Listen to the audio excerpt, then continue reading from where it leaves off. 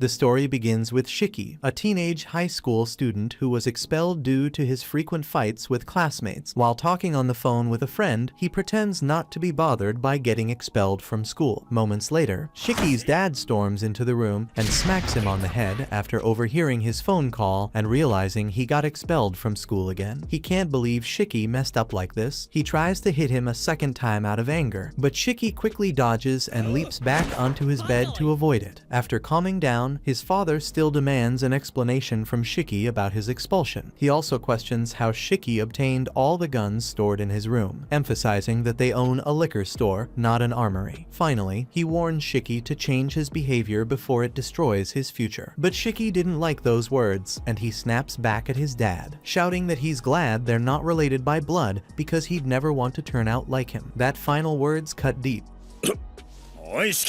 And Shiki can tell he went too far the moment the words leave his mouth, before either of them can say anything else. The phone rings downstairs in the liquor store. Shiki's dad runs. He goes to pick it up and is surprised to hear someone placing a large beer order. Since he doesn't usually get much business, he's more than happy to take it. He gets into his car to deliver the package, and as soon as Shiki notices him driving away, he begins murmuring, regretting how events unfolded. Suddenly, a loud crash echoes outside his room, and before he knows it, a black mist wraps around him like a rope, dragging him out onto the street. Shiki is dazed from the fall, barely grasping what's happening when a mysterious man from the smoke. The man apparently recognizes him. Out of nowhere, a car slams into the man, pinning him against the wall. As the man is unconscious, Shiki's father shouts at him to jump in now. Without hesitation, Shiki jumps into his dad's car, but once things seem to have calmed down, he has a few questions. First, he demands to know why some random guy just dragged him out onto the street, and more importantly, why his dad acted so casually about running the guy over like it was no big deal. Shiki's father insists that someone like Samadare wouldn't be killed by a mere car crash. Still confused, Shiki struggles to process everything until his dad finally reveals the truth. He explains that Shiki is descended from an Oni, while Samadare comes from the bloodline of Momotaro. That's why Samadare is so determined to hunt him down. Shiki is too shocked to respond, and while there's still a lot more to explain, but his father doesn't have time to elaborate. Samadare has already caught up to them. A creeping black mist envelops the car, causing it to malfunction. With no other choice, Shiki's dad stops in a nearby abandoned factory, desperate to escape before the car gives out completely. After they get out, Shiki glances back and sees the car completely engulfed in that same strange black mist. But before he can ask what it is, the car suddenly explodes in a massive fireball. Amid all the chaos, Shiki's dad looks away for just a moment, and in that brief instant, Samadare manages to take Shiki. Inside the factory, Samadare traps Shiki mid-air using his black mist shaped like a spider web. When Shiki asks him what's going on, he coldly replies that anyone with Oni blood is just a pest that needs to be wiped out. With that, Samadare prepares to finish Shiki off for good. But before Samadare can strike, Shiki's father arrives to stop him. As he steps in, he reveals that the stories of Momotaro and the Oni are real, and their conflict has been ongoing for thousands of years. Over time, the descendants of Momotaro have continued the mission of eradicating the Oni, which led to the creation of the Momotaro Agency. Shiki remains puzzled by everything, but his father never assumed a boy like him would grasp it right away. For the moment, he instructs Shiki to stay back while he deals with Samadare. However, the moment Samadare hears Shiki's dad plans to confront him, he summons two swords from the dark mist and lunges forward with incredible speed. However, Shiki's father counters by summoning his own mist blade, deflecting the strike. The black mist is a distinctive ability exclusive to Momotaro's descendants. Shiki's dad was once part of the Momotaro Agency and even fought alongside Samadare in the past. His real name, Tsuyoshi Momotaro. However, he abandoned that life years ago to raise Shiki far from the agency's reach. Sadly, he was never going to be able to keep Shiki hidden forever. Samadare then questions Tsuyoshi, asking if he's forgotten how dangerous the Oni really are, but Tsuyoshi has no interest in discussing it. His only concern now is keeping Shiki safe. Tsuyoshi holds his own against Samadare for a while, but eventually, Samadare finds an opening and slashes his chest in a flash. Tsuyoshi collapses to the ground, unconscious, leaving leaving Shiki horrified by what he's just seen. Shiki yells at Samadare for hurting his father. Samadare then shifts his focus back to him, ready to end it. But just as he moves in, Tsuyoshi, using the last of his strength, grabs Samadare's leg to stop him from reaching his son. Samadare demands to know why Tsuyoshi would risk so much to protect a child with Oni blood. But Tsuyoshi responds that a father doesn't need a reason to shield his son. He acknowledges that Shiki might not the best person, and yes, he has Oni blood, but he's never harmed anyone. With that in mind, Tsuyoshi challenges Samadare, asking how he could justify killing a kid. Tsuyoshi's words cut deep, stirring up the guilt Samadare has been carrying lately, but he refuses to hear any more. He summons his sword, ready to strike Tsuyoshi down. Shiki can do nothing but watch in despair as his father faces death at Samadare's hands, and the only thing racing through Shiki's mind is an overwhelming desire to kill Samadare. Blood starts pouring from every part of Shiki's body as his mind is consumed by pure hatred. By the time Samadare looks back at him, Shiki has vanished. Suddenly, Samadare hears the sound of multiple guns cocking right beside his head. Startled, he instinctively leaps backward,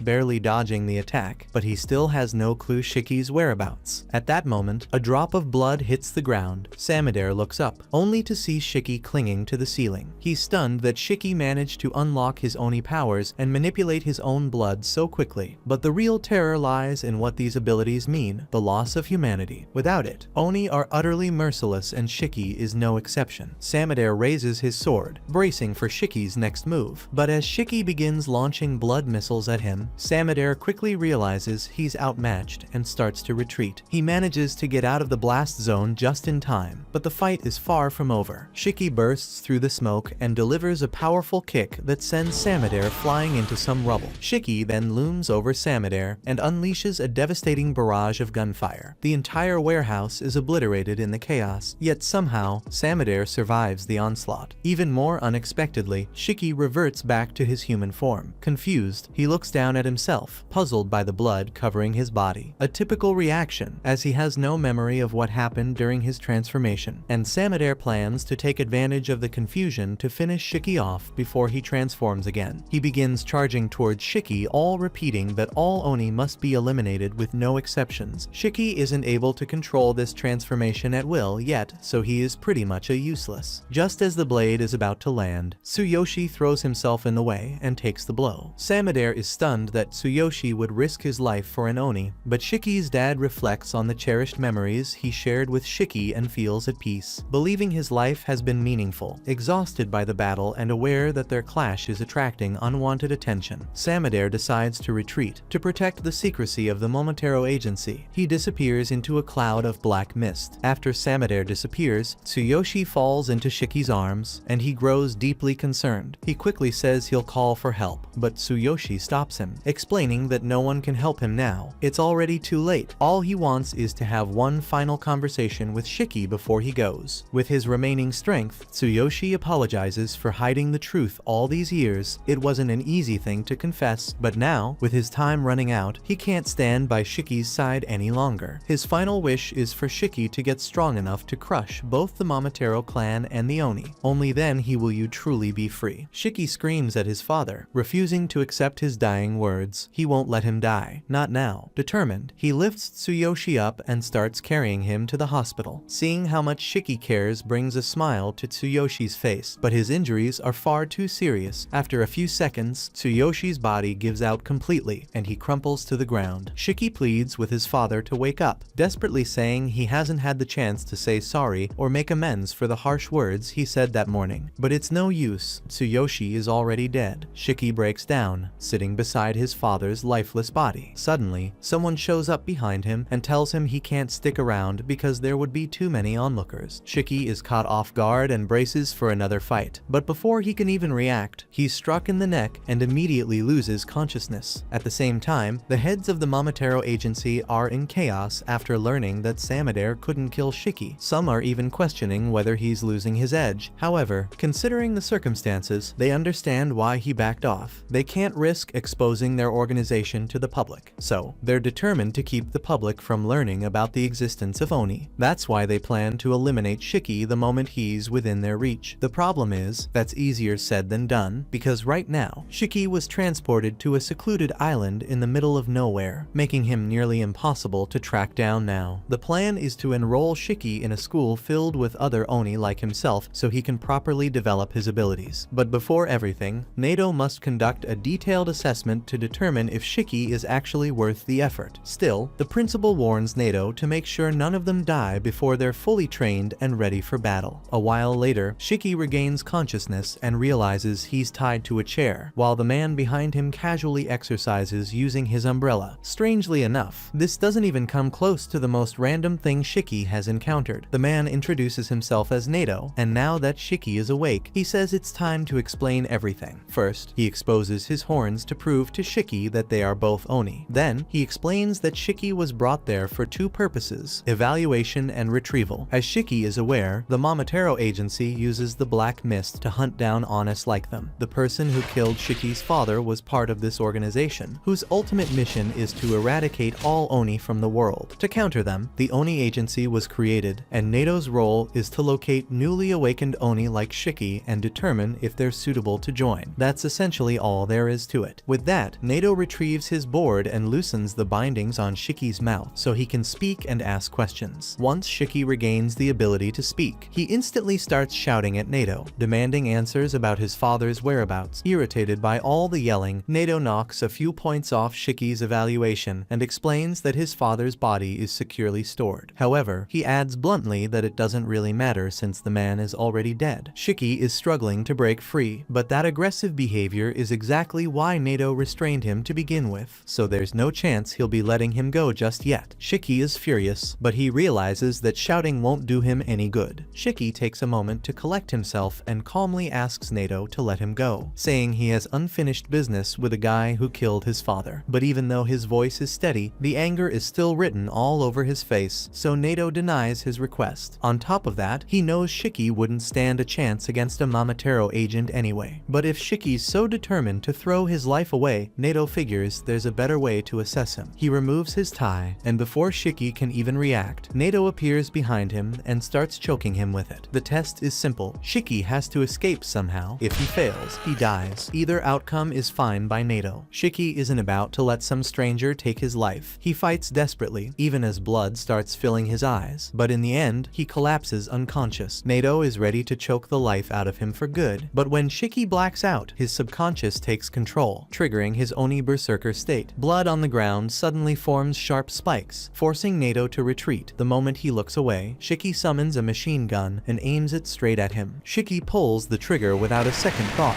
but as the smoke clears, Nato stands untouched, protected by his umbrella. It's clear to him that Shiki hasn't mastered his abilities yet. The only way he can fight is by losing control and going berserk. Still, Nato sees this as the perfect moment to teach him a lesson, so he aims to restrain Shiki as gently as he can. When Shiki finally comes to, he notices his arm soaked in blood and Nato standing over him. He's completely confused about what just happened, but Nato isn't surprised. When an Oni goes berserk, they lose all awareness and tear through everything around them. That's exactly why the room is now covered in blood. Shiki still can't make sense of anything Nato is saying, and Nato's starting to suspect the guy might just be an idiot. To spell it out clearly, Nato sees Shiki as a clumsy brute with no grasp of how to control his blood, so he tells him he's officially disqualified. Shiki is seething over how things unfolded, but through his rage, one truth becomes undeniable. Nato is on a whole other level. There's no way Shiki can take him down alone, admitting that stings his pride, but if he wants to take on the Momotaro agency and avenge his father, he'll need every bit of help he can get. Shiki pushes down his pride and bows his head, pleading with Nato to take him on as a student, but Nato's already had enough of him and shuts him down right away. In a real fight, charging in without thinking is a death sentence, and someone like Shiki, who lost control and went berserk, wouldn't survive long. He can't manage his blood, and frankly, he's just an idiot. Nato has no interest in wasting time on a hopeless student like that. Now that Nato has realized Shiki is worthless, he can't afford to let an uncontrollable berserker stay alive, and must eliminate him. Shiki is shocked by Nato's words, but based on what he knows about him, he understands the threat is real. If he wants to live, he'll have to move fast. Shiki turns and bolts as Nato summons his blood umbrella, but he knows there's no way he'll get away before the attack hits, so instead, he charges straight at him. Nato figures the guy must have lost his mind. There's no way Shiki could win in a direct clash. To stop him, Nato summons a wall of spikes and quickly runs through all the possible moves Shiki might try. Attack from the side, leap over, or retrieve, because there's no getting through the spikes. And, just as Nato expected, Shiki goes for the jump. What Nato didn't see coming, though, was Shiki forming a gun in midair and firing a shot straight at his head from that range. Shiki feels a surge of pride for finally landing a hit on him, but the blood bullet doesn't actually do any damage. Nato's still far stronger, and the attack barely phases him. He's stunned that Shiki could command his own blood,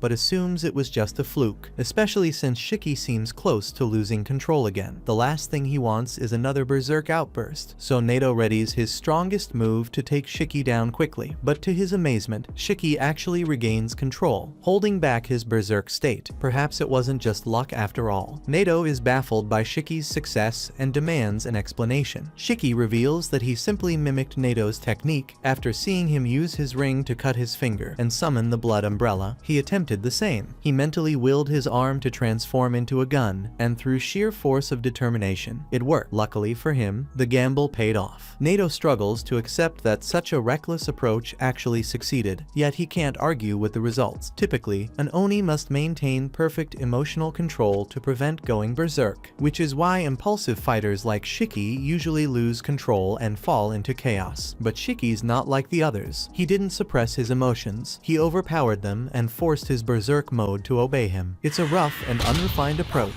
but the strength it gave him was undeniably explosive. Shiki tells Nato that his only goal is to become strong enough to kill the man who murdered his father. So he makes a vow: if Nato makes him his underling, he'll give everything he's got to learn whatever Nato is willing to teach. Shiki's being completely sincere, and Nato can tell, but he still turns him down. What Shiki just pulled was basically a reckless gamble with his life, and he didn't have any kind of backup plan in case things went south. To Nato, that kind of recklessness still signals inexperience. Even so, he doesn't believe Shiki is entirely without potential. In the end, Nato decides to spare Shiki and take him on as a student, stopping the execution. He refuses to explain what exactly changed his mind. But the important thing is that he now sees real potential in Shiki, and Nato isn't the type to let raw talent go to waste. The island they're on is called Onigashima, and at its center lies Rosetsu Academy, a school created specifically for Oni. Nato explains that it's a military academy where Oni are trained to battle the Momotaro agency. But Shiki seems less interested in all that and more shocked by the realization that he's actually on an island. Nato jabs Shiki in the face for spouting nonsense, while he's still trying to explain things. He then announces that he's the homeroom teacher at the academy, which means he'll be responsible for Shiki and the rest of the students from now on. Shiki will have to live on campus, undergo training, and fight regularly to prepare himself for taking on the Momotaro agents, so he better be prepared. But Shiki's mind is overwhelmed by all the information Nato just threw at him. There's still plenty he doesn't fully grasp, but in the end, it doesn't matter to him. He'll do whatever it takes, as long as it means getting strong enough to take his revenge. A bit later, Nato takes Shiki to the locker room so he can change into his new school uniform. Shiki feels a little weird about it. He never thought he'd wear one again after getting expelled from his previous school. Nato then mentions that there are a few other students in his class, but out of everyone, Shiki is the least skilled, so he'd better avoid picking any fights. Shiki also asks about his dad, and Nato explains that the body is being kept in the morgue, and it's up to Shiki to decide on the funeral arrangements. Shiki's good mood fades the moment he's reminded of his father's death. However, Nato tells him there's no point dwelling on past regrets. Instead, he should channel that pain into getting stronger, so he never has to feel that kind of regret again. With that, Nato takes off on his skates, saying there's no time to waste, and that Shiki has just 15 seconds to get to class before he's late. Shiki complains that it's unfair, but knowing he has no other option, he sprints after him. They finally reach the classroom door, and Shiki starts thinking about the most impressive way to make his entrance. But Nato has no patience for that, and just kicks him through the door, causing Shiki to land face first on the floor and end up with a nosebleed. Noticing the blood, he immediately demands a tissue from the nearest person. Instead, Jin tells him to stay quiet, which instantly ticks Shiki off, prompting him to get right in Jin's face. Jin isn't the only student in the class. Others like Akari, Kuina, Juji, Rokuro, and Homer are here too, but at the moment, Shiki couldn't care less about them. His focus is solely on Jin, because he has unfinished business with him. Suddenly, Shiki and Jin realize they're sitting side by side, with Nato standing right behind them. Neither of them noticed him move, which leaves them both frozen in fear. Still, Shiki grumbles that he doesn't doesn't want to sit next to someone like Jin. Unfortunately, Nato has zero interest in Shiki's petty drama. Without missing a beat, he moves on with a class announcement, revealing that today's activity will be a simple game of tag. Shiki is baffled, wondering if came to this school to play games. Nato leads them outside and explains that this place is called the Shinra Forest. The rules are simple. They have 1 hour to return to school without being caught by him. Anyone he tags faces immediate expulsion. To even the odds, he promises not to use his blood abilities at all, while the students are free to use theirs as much as they want. But he issues a warning. If anyone loses control and goes berserk, he'll have no choice but to unleash his own power, and things will get ugly for them. Jin asks Nato, what if someone manages to kill Nato during the game? Nato replies that anyone skilled enough to take him down would earn instant graduation and the right to join any unit they choose. He casually dares them to try, but warns that he won't go down without a fight. Now that everyone knows about the rewards, they're all eager for the game. Shiki, however, feels a bit unsure since he's still adjusting, but a little hesitation won't hold him back. He's determined to try his hardest, so he tells Nato he's ready to start the game. Before starting, Nato adds one more rule. In order to complete the game, they would need to have claimed one of the cool blue orbs. He holds only 2 in hand and then throws them deep into the forest, after which he tells the students that if they don't end up finding one of the orbs before the end of the game, their victory would be pointless, even if they managed to reach the goal. The students notice that Nato only threw 2 balls into the forest. Even though there are 7 of them, they immediately assume he wants them to fight over blue orbs. However, Nato explains that he'll be splitting them into 3 groups because of this. The first group would consist of Homer, Shiki, and Jin. Group 2 would have Ikari and Juji. Finally, Group 3 would have Rokuro and Kuina. To make things more interesting, Nato says that Groups 2 and 3 will have to share just 1 ball. Everyone immediately gets excited when they hear this, knowing it means at least 3 students will be expelled. Nato opens the gate and tells them to go in first. He'll follow 15 minutes later, but before they head in, Shiki complains about being teamed up with Jin, saying there's no way he's joining the team. Nato simply tells him if he can't work with the terms, he's going to be expelled. Homer then introduces herself to Shiki, giving off a timid vibe as she bows and says she'll do her best not to get in his way. But in response, Shiki just stares at her in awe. It's no surprise. He's been a total jerk since he was a kid, so girls have always kept their distance. But now, for the first time in years, a pretty girl has spoken to him, and he immediately vows to protect her no matter what. Homer blushes when she hears that and tells him not to go through all that trouble. She just wants to stay out of the way. Shiki, hearing this, feels like he's hit the jackpot. He's about to win over a girl who's not only pretty but also humble. Homer also introduces herself to Jin, but he completely ignores her, leaving her devastated. Shiki yells at Jin for making Homer cry, then does his best to cheer her up by calling her cute. Judging by the look on her face, it clearly works. She's happy. Shiki and Jin keep bickering until Nato cuts in, telling them to shut up and start the game already. Without hesitation, Jin and Shiki head inside. Homer, feeling a bit nervous, pauses for a moment before following them. As Jin dashes through the forest, he recalls Nato saying anyone that kills him would earn an instant graduation. He believes this is the perfect opportunity for him to get out of here quickly and avenge his family. Just then, Shiki sneaks up on him from behind and almost hits him with a really heavy stick.